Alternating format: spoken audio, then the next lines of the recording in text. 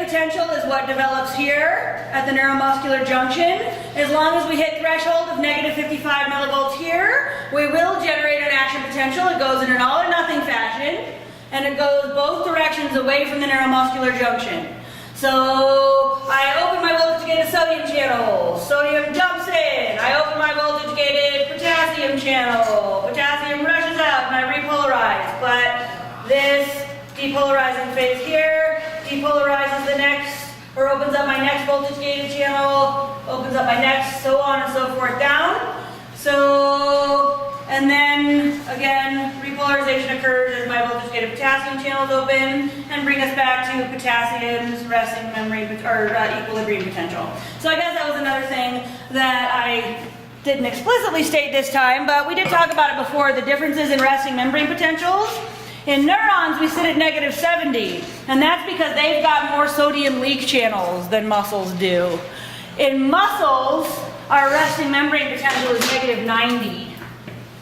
And that is potassium's equilibrium potential. So there are a ton of potassium leak channels in muscle cells. And because we have positive leaking out, that makes us negative, right? So it's positive. We've got higher number of potassium leak channels. So since positive leaks out at a higher rate in these cells, that's what makes these cells more negative than neurons. Make sense? It doesn't have to. You have to just understand that this is how our action potential works. So we'll sit here at rest. When our end plate potential opens up those sodium channels, we'll depolarize all the way to positive 30, and then they'll close. Our voltage-gated potassium channels take over and repolarize us back to rest of negative 90. So that occurs all down the sarcolemma and T tubules. So that is excitation-contraction coupling. Okay?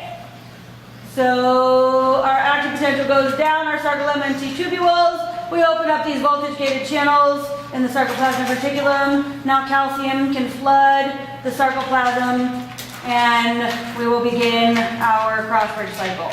So this is showing all of the steps. Our action potential comes down the sarcolemma, down our T tubules. Now we get calcium into the sarcoplasm, and we can get the actual shortening of a sarcomere. So, are we ready to go there? Does anybody have any questions? Yeah. Is there a video for this somewhere? Yeah, we watched, were you absent yesterday?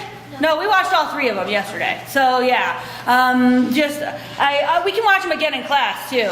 So, I mean, they're probably like Khan Academy ones and other ones like, who's the guy who talks as fast as I do? Crash Course.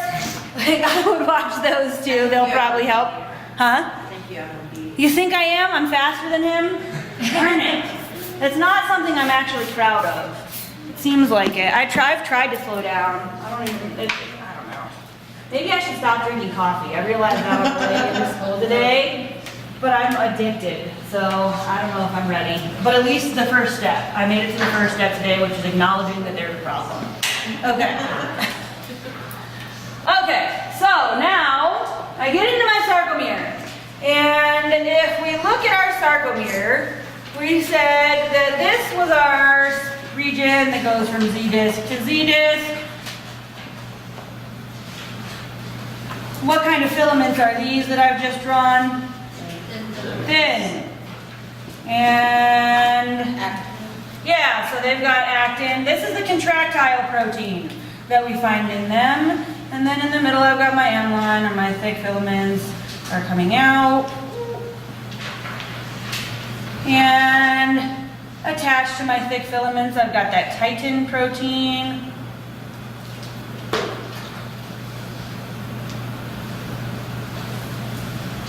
Okay. So those are the most important players in sarcomere shortening. We could label more things on here, but what we're concerned about is the Crossbridge cycle. So what happens in the Crossbridge cycle is that over and over again it's going to cycle, and this cycle is going to repeat as long as calcium is present. So what happened in this last step is that we flooded this sarcoplasm, and now there's calcium all over the place. Because if I were to zoom in here to this thin filament, I would see that my actin is being blocked right now by the troponin tropomyosin complex. So on our figure here, in a relaxed sarcomere, you can see that my actin, all of the myosin head binding sites on actin are blocked by that tropomyosin protein. Troponin is the calcium binding protein that associates with that. So now, when calcium floods, the calcium entry, the first step is that calcium binds to troponin. So troponin is this little yellow protein here, and calcium binds it, and when that happens, it changes shape and pulls the tropomyosin off of the myosin head binding site. So calcium binds to troponin, and we'll say it changes shape so that it moves tropomyosin off of the myosin head binding sites on actin.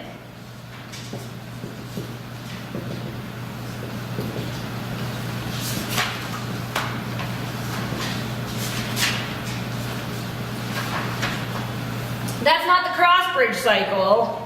We haven't formed a crossbridge yet. This is how we're even going to be able to allow the crossbridge cycle to occur. So now this calcium is going to move that regulatory protein, the tropomyosin, off, and now I'll start my crossbridge cycle. So what's going to happen is myosin reaches up and forms a crossbridge. Why? Because the myosin head binding site on actin is exposed, and that's what it wants to do. This is chemistry. Stuff loves chemistry. Chemicals, protein. So our myosin is going to reach up and form a crossbridge. So we could think of that as what happens next. Myosin forms a crossbridge by binding to the myosin head binding site on actin.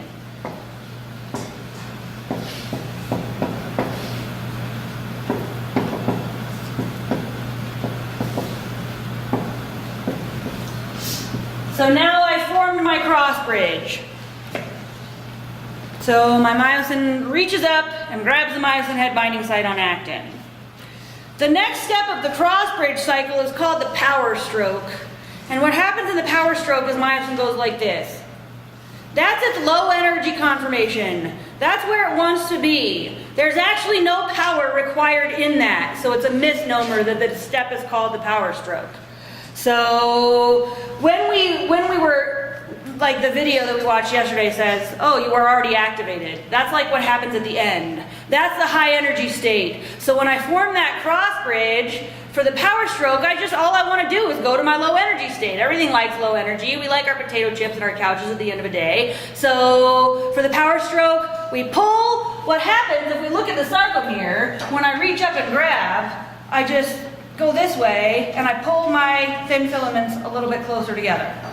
So for our third step here, we could say that myosin performs the power stroke and enters its low energy conformation.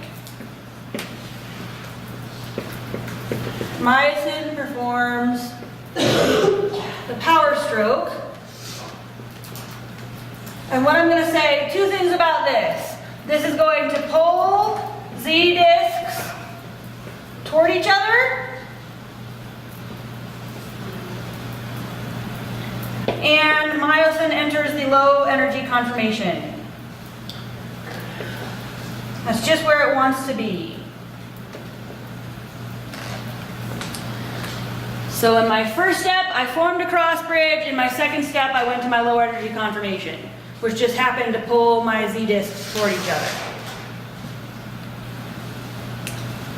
So this says myosin performs power stroke, pulls Z discs toward each other, and myosin enters low energy state.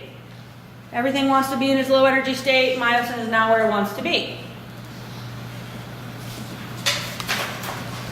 Okay.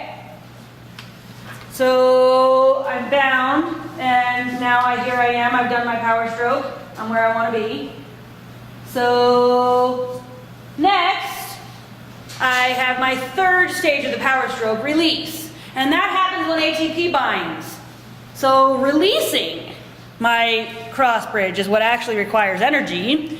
So I bind ATP and I let go. So for my next part, it wound up being stage 4 here. It's our third stage of the Crossbridge Cycle. But what we could say is that ATP binds, myosin, and the heads release active. Not all at once, but the one that just bound ATP is going to. And then, now what can I do with this ATP, this energy that I just bound? So I bound it and I let go. I can hydrolyze it and use that energy to enter my high energy state, which is where I was when cross-bridge cycling began. So for our last step, what we could think happens here is that ATP is hydrolyzed and myosin, they say, cocks back. It cocks back to its high energy state, or it's activated again, and now it's ready to go through another cycle. So what we could say here is that the ATP is hydrolyzed, and the energy resets myosin to high energy state. And as long as calcium is present now, I reset to my high energy state, and if calcium's still present, my myosin head binding sites are still exposed. So I reach up and I form a cross bridge. Then I perform a power stroke. If ATP is still present, I let go. I burn the ATP, reset. If calcium's still present, I reach up and grab my myosin head binding site. And then I do my power stroke, and then I release, and then I reset, and I do it over and over and over again. And since I'm doing it, not only with one myosin head, but all the myosin heads in 360 degrees around my thick filament, they're all in different stages of the cross-bridge cycle, so they continually work together to pull these Z-discs closer and closer and closer, until now my thick and thin filaments overlap, my H-zone disappears, and my I-band gets really small. So that's what's happening as I'm sliding these filaments past each other. So a couple things to say about that. An analogy for that, how they're all working together is like, I don't know if any of you watch Walking Dead, but I did. And I think it was like the second season, there was a zombie in the well, and it was spoiling all their water. And so that's kind of like how this works. If you're going to get that zombie out of that well, you've got to get the rope around him, and then you all have to take turns. You can't all grab the rope and pull and drop at the same time. You're not all pulling and relaxing at the same time, or then you're pulling him up and dropping him, and pulling him up and dropping him. The only way to get your zombie out is to take turns, alternating your hands on that rope. And that's exactly what the myosin heads are doing when they reach up and grab those thin filaments. So, and they're doing it from both sides. So they're taking turns and pulling those thin filaments together so that I can shorten. So that's one thing to be aware of. The other thing to be aware of is, well, let me ask you, based on this, could you tell me why rigor mortis happens? Well, because they're permanently bound and they're not able to release. Right. Yeah, so the part that requires ATP is releasing. So if I am bound and I'm in a cross bridge, or if I've formed a cross bridge, or if I'm in power stroke, then that's where I get stuck when I die. So if my muscles flex like this, then all of those cross bridges that are formed here or here, either state, I'm stuck there. Because if I can't bind ATP, I can't let go. So that's why you get stuck. Is because what actually is required for muscle relaxation is, or that this relaxing step or letting go step is ATP. So after a couple days when your muscles start disintegrating, then you can start bending them out and stuff again. But at first, rigor mortis is caused because you're stuck in whatever state of contraction you were in when you died.